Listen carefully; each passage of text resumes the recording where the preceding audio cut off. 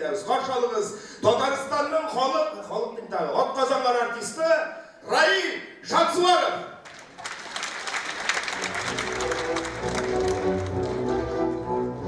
Akşanaşım sürmeli güz kıygaş başım, Kure almadın dağın gözün duygança, Süylem bir almadım sina bilgenlerin, Kutsuz adam bayga satıp koygança, Süylem bir almadım sina bilgenlerin, Kutsuz adam bayga satıp koygança.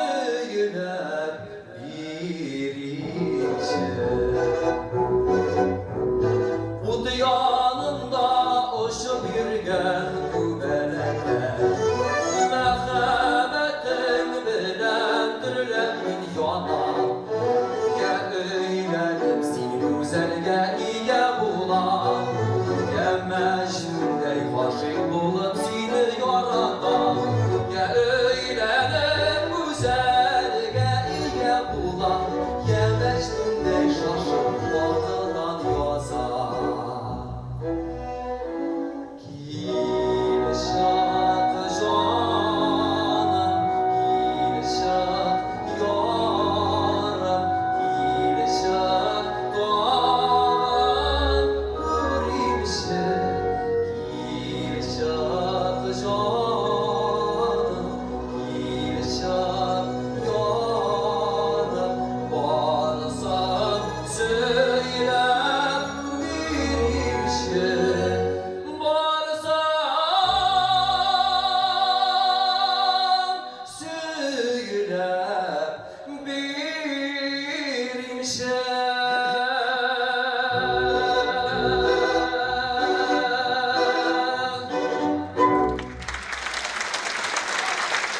Rail Şatsuvarov.